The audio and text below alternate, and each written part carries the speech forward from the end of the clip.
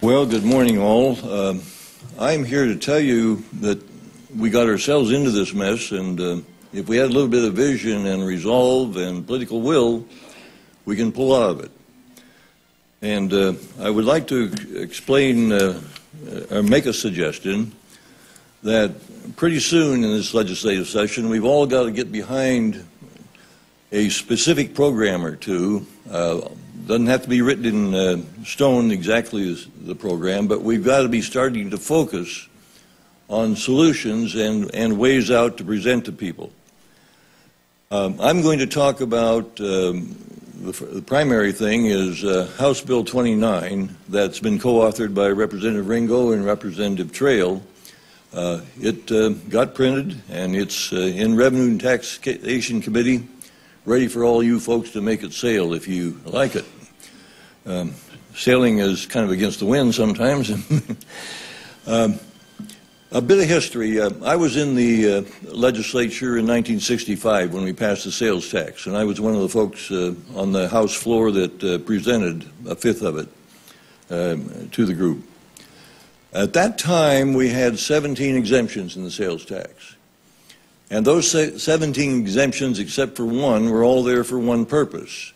You had to have exemptions as to production and agriculture and so forth, because what we were after was a final sales at retail sales tax as distinguished from a value-added tax like they commonly have in Europe, where they tax every step. The exemptions were intellectually sound. There was one that we had to throw in. Larry Crowley and his boys had the very best lobbyists in Idaho. At that time, and Idaho Power made a pretty good argument. They said, look, if you tax utility sales, we're just passing it on to customers. We don't have iPads yet, and we can't compute very well, very easily, so let's have an exemption on utility taxes. And that's the only one that wasn't there for that basic purpose. And the rationale that existed then for that one does not exist now, and it is the broadest based thing that we have in the sales tax at the moment. The other thing was that at that time our economy was what we call a production-based economy, as distinguished from a service-based economy. 60% of our economy was agriculture, mining, and manufacturing, and forestry. And only 40% was services. As of about 10 years ago or 15 years ago, that equation switched, and it's been 60% service and 40% production-based. And we have not made a single adjustment in the sales tax legislation to account for that shift.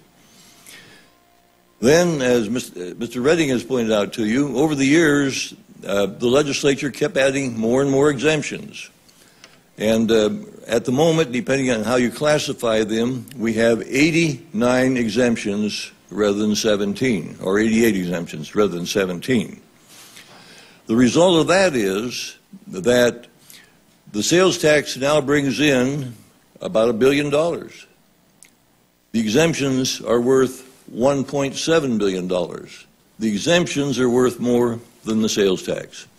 Some of them belong, and most of them do not. Now, let's talk about House Bill 29.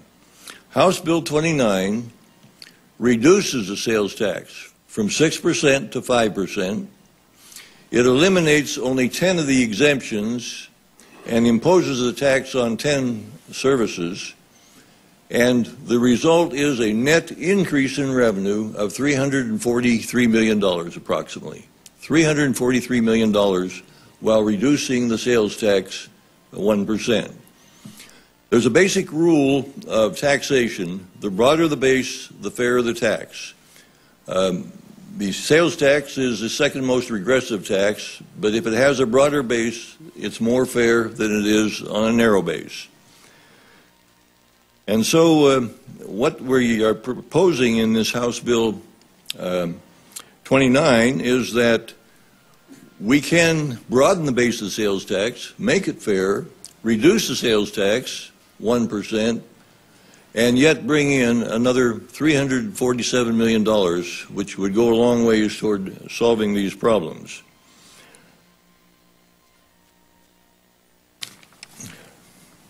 There are a lot of variations. If House Bill 29 gets a hearing, it can be adjusted upward or downward as to the amount of revenue generated.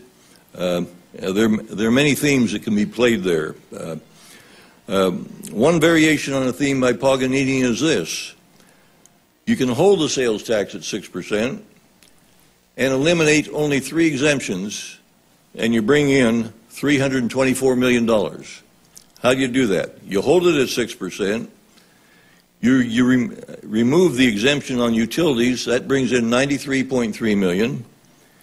You impose the sales tax on lawyers and barbers and other professional services, $220 million. Oh, no, that's professional services. Personal services, $10.2 million. And you don't tax medical services at all.